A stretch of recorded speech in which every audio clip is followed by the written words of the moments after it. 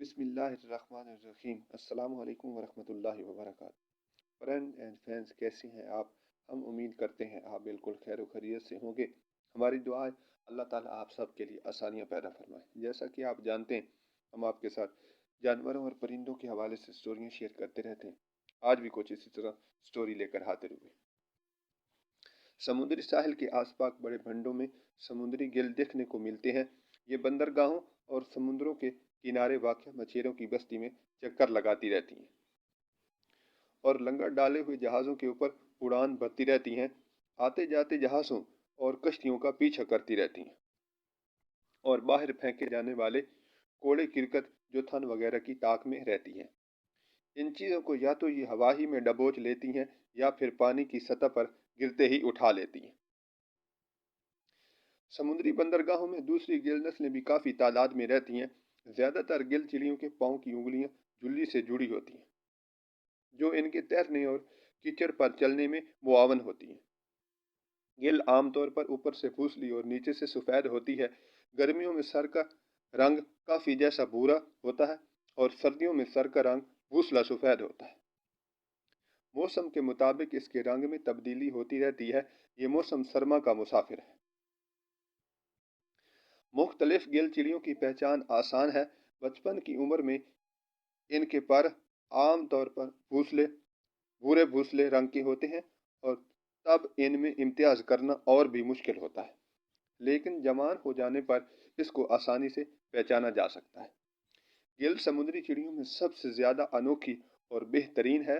گل چڑیوں میں سب سے بڑی گریڈ بیکڈ گل ہے۔ اس کی پیٹھ سیاہ، سر سفید اور ایک جیسی زرد چونچ ہوتی ہے جس پر سرخ دھبا ہوتا ہے۔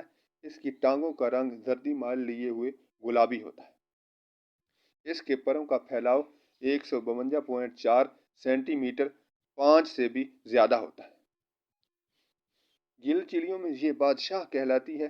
یہ کسی کھڑی چٹان یا بندرگاہ کے کنارے کی سنسان جگہ پر دکھائی دیتی ہے، جبکہ دوسری چڑیاں کنارے پر ہی رہتی ہیں۔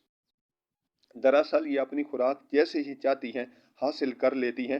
اگر کہیں سے بھی خوراک نہ ملے تو دوسری چڑیوں سے زبردستی ان کی خوراک چھین لیتی ہیں۔ گاہے بگاہے ان کے گھونسلوں پر دھاوا بول دیتی ہیں۔ چوری سے بھی یہ نہیں چوکتی۔ ازاج مزاج کی یہ چڑیاں انسان کے علاوہ کسی سے بھی نہیں ڈرتی۔ ہرن گل کی پیٹھ کے پر زرد بھوسلے ہوتے ہیں اور اس کی ٹانگیں گلابی ہوتی ہیں۔ یہ حیرت انگیز حد تک سمجھدار ہوتی ہے۔ گیلی ریت پر جیسے ہی کوئی گونگا وغیرہ حرکت کرتا دکھائی دیتا ہے تو فوراً اس کو اٹھا کر اڑ جاتی ہیں۔ سیل فش کو یہ اپنی چونچ میں پکڑ کر کافی اونچائی تک اڑ جاتی ہیں اور پھر اسے کسی چٹان یا سڑک پر گرا کر اس کے سخت خول کو توڑ دیتی ہیں اور پھر مزے مزے سے اسے چٹ کر جاتی ہیں۔ سمندر میں مچھلیاں کہاں مل سکتی ہیں، اس کا بھی اس کو کافی اندازہ ہوتا ہے۔ اگر آپ گل کے مزاج سے واقف ہوں تو آنے والے موسم کا اندازہ لگا سکتے ہیں۔ گل اگر مچھلی کے شکار کے لیے سمندر پر جاتی ہے تو موسم اچھا رہے گا۔ اگر یہ ساحل اور چٹان پر رہتی ہے تو ہوا جلد ہی اوپر اٹھنی شروع ہو جائے گی اور بادل چھا جائیں گے، اور اگر اپنے دیش میں اڑتی ہے تو آپ یقین سے کہہ سکتے ہیں کہ موسم بہت خراب ہونے والا ہے۔ اور سردی کے موسم میں گل پانی کے اوپر اڑتی ہے۔ اسے قدرت نے لمبی عمر عطا کی ہے۔ اس کی عمر 30 سے 40 برس ہوتی ہے۔ بوڑھی بے سہارا گل جب یہ محسوس کرتی ہے کہ وہ اب زیادہ دیر زندہ نہیں رہ پائے گی تو پانی میں سر کے بل غوطہ لگا کر خودکشی کر لیتی ہے۔ دراصل یہ چڑیا بڑی ہی جذباتی ہوتی ہے اور زمین پر بھوکی پیاسی تڑپ تڑپ کے مرنے سے یہی بہتر سمجھتی ہے کہ خود ہی اپنی زندگی کا خاتمہ کر لے۔